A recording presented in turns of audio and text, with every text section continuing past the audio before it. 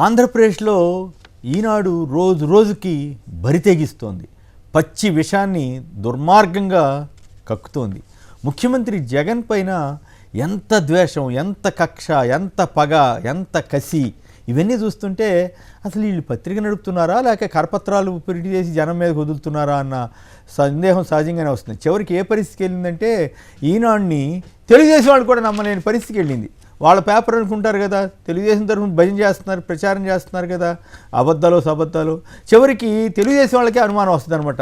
ఏంది వీళ్ళు రాసే నిజాలా అబద్ధాలా, ఈ దరిద్రం అంతా రాస్తున్నారు, చివరికి జనం ఎవరు నమ్మని పరిస్థితి వస్తేమో మనకు అసలు పూర్తిగా నష్టం జరుగుద్దేమో అని తెలుగుదేశం వాళ్ళే ఫీల్ అయ్యే పరిస్థితికి ఇప్పుడు ఏర్పడింది. కొంతమంది తెలుగుదేశం వాళ్ళు కూడా నాతోటి మాట్లాడినప్పుడు ఈనాళ్ళు ఏమి రాస్తున్నారో ఏంటో అర్థం కాకుండా ఉందండి, మాకే నష్టం జరిగేటట్టుందని అంటున్నారు. దానికి తగ్గట్టుగానే ఇవాళ ఈనాడు చూడండి ఎంత దరిద్రంగా, ఎంత నీచంగా.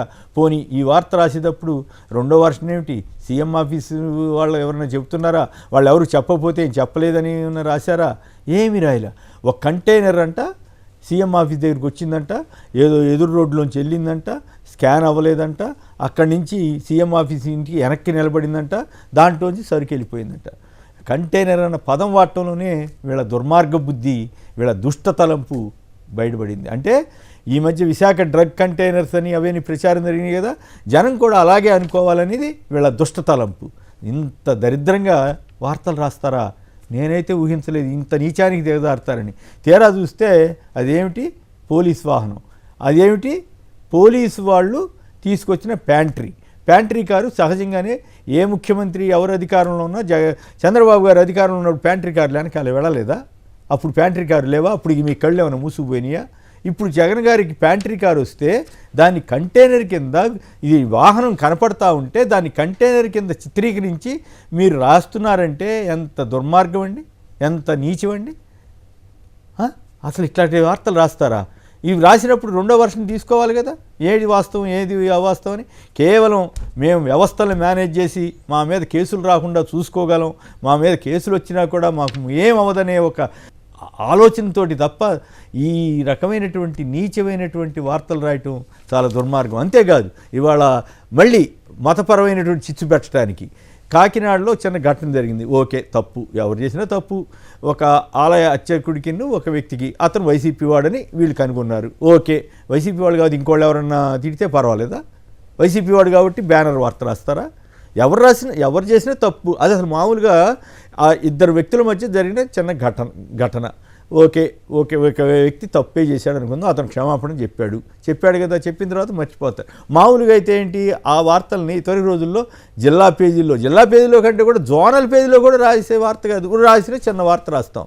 దాన్ని ఈనాడు పత్రిక 10 ఎన్ని లక్షలు వేస్తుందో ఉచితంగా కూడా చాలా ఇస్తుందట కదా. దాంట్లో ఒక ఫస్ట్ పేజీలో మొదటి రోజు ఇంత వార్త వేయటం శివ అని, మళ్ళీ దాన్ని ఎంతటి రాష్ట్రం అంతా ఇట్లా జరిగిపోతానని పిక్చర్ ఇవ్వటం కోసం మళ్ళీ ఇవాళ పెద్ద బ్యానర్ వార్తలు. అంటే ఏంటి దౌర్భాగ్యం, రామోజీరావుకి ఇంత నికృష్ట పరిస్థితి ఎందుకు వచ్చింది, ఎందుకు భయపడిపోతున్నాడు అంటే తెలుగుదేశం ఓడిపోతోంది, అందుకని ఎట్లయినా సరే జనాభిప్రాయాన్ని మార్చాలి, కృత్రిమమైనటువంటి అబద్ధాలు సృష్టించైనా సరే మార్చాలి, కృత్రిమ వాతావరణాన్ని తయారు చేసైనా సరే ప్రజాభిప్రాయాన్ని తాను మార్చాలి అనేటువంటి ఒక దుష్ట సంకల్పంతో జగన్ గారు ఏ ముహూర్తాన్ని పేరు పెట్టారో కానీ దుష్ట చతుష్టయమని దాన్ని ఈనాడు కానీ ఆంధ్రజ్యోతి కానీ రామోజీరావు రాధాకృష్ణ వాళ్ళు తదితరులు వాళ్ళు దాన్ని వాస్తవం చేసి చూపిస్తున్నారు. ఖచ్చితంగా దాన్ని నిజం చేసి మేము దుష్టులమే అని పదే రుజువు చేసుకుంటున్నారు. లేకపోతే ఆ చిన్న ఘటన ఆధారంగా రాష్ట్రం అంతా ఆలయాల మీద దాడులు జరుగుతున్నాయా? మరి చంద్రబాబు గారి టైంలో 100 ఆలయాలు కూల్చినప్పుడు ఏం చేశారు? నిద్రపోయారా? కృష్ణా గోదావరి పుష్కరాల్లో 29 మంది చనిపోయినప్పుడు మీరు నిద్రపోయారా? ఆ రోజు ఎట్లా సేవ్ చేయడానికి ప్రయత్నం చేశారు కదా, ఒక కానిస్టేబుల్ మీద చర్య తీసుకున్నారా? మరి అవన్నీ ఘటనలు కాదా? ఆ రోజుల్లో బ్రాహ్మణ సంఘాలు ఎందుకు చంద్రబాబుని వ్యతిరేకిస్తూ చాలా తీవ్రమైనటువంటి విమర్శలు చేశాయి? అవేమీ మీకు కనపడవా?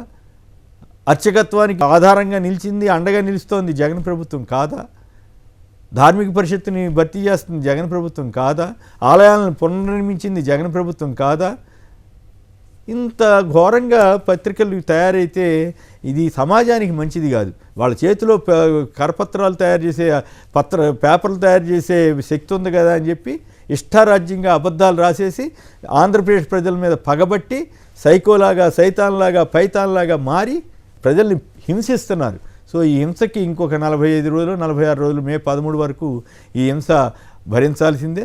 ఆ తర్వాత మళ్ళీ జగన్ ఎట్లాగో గెలుస్తాడనేటువంటి సర్వేలు కూడా చెప్తున్నాయి. కాబట్టి అప్పుడు నోరు మూసి కూర్చుంటారేమో చూడాలి. కానీ ఈలోగా మాత్రం వాళ్ళు ఈ రకంగా పరువు పోగొట్టుకోవటం వాళ్ళకే నష్టం.